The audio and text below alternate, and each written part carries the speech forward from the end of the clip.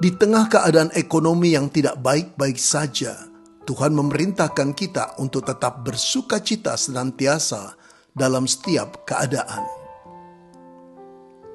Apakah saudara merasa tidak janggal saat mendengar perintah bersukacitalah senantiasa? Padahal kenyataan hidup berkata lain. Indonesia tidak sedang baik-baik saja. Usaha menurun, anak-anak butuh biaya, cicilan terus berjalan, bahkan pekerjaan pun tidak kunjung didapat, dan rumah tangga dipenuhi dengan pertengkaran. Bukankah sukacita itu muncul saat keadaan baik-baik saja? Saat rumah tangga rukun, keuangan stabil, pelayanan berjalan lancar. Tapi saat semuanya terasa menekan, mengapa Tuhan tetap meminta kita bersukacita?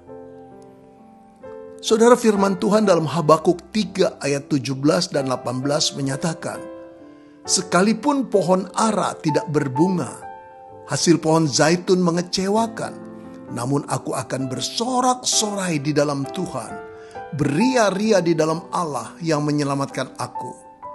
Saudara, Habakuk dan bangsanya Israel sedang mengalami kesulitan ekonomi yang dahsyat karena bangsa Babel menghancurkan ladang dan perekonomian mereka.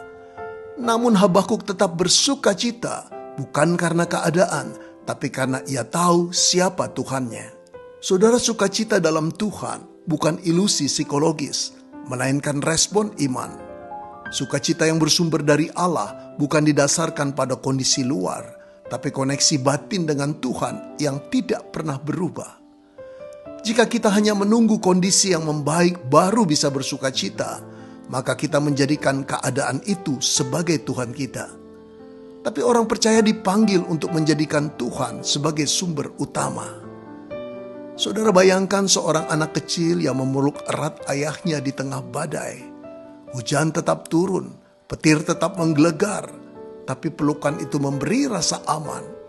Begitulah ketika kita bersandar pada Tuhan. Ada damai, kekuatan, dan sukacita. Saudara, Yesus Kristus pun saat menuju salib tidak kehilangan sukacitanya.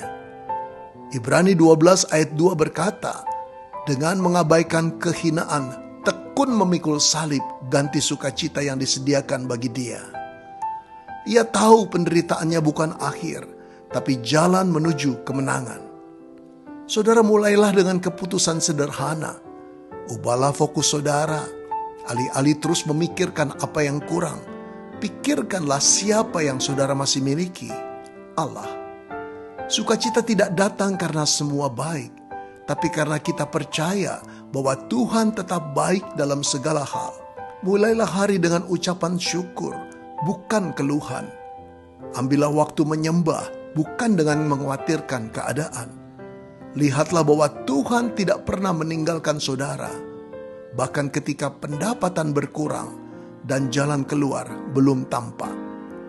Bersukacita bukan karena saudara kuat, tapi karena saudara punya Allah yang setia, menopang serta menguatkan saudara. Biarkan dunia melihat bahwa terang Kristus tetap bersinar melalui saudara, sekalipun di tengah kegelapan dan kesulitan.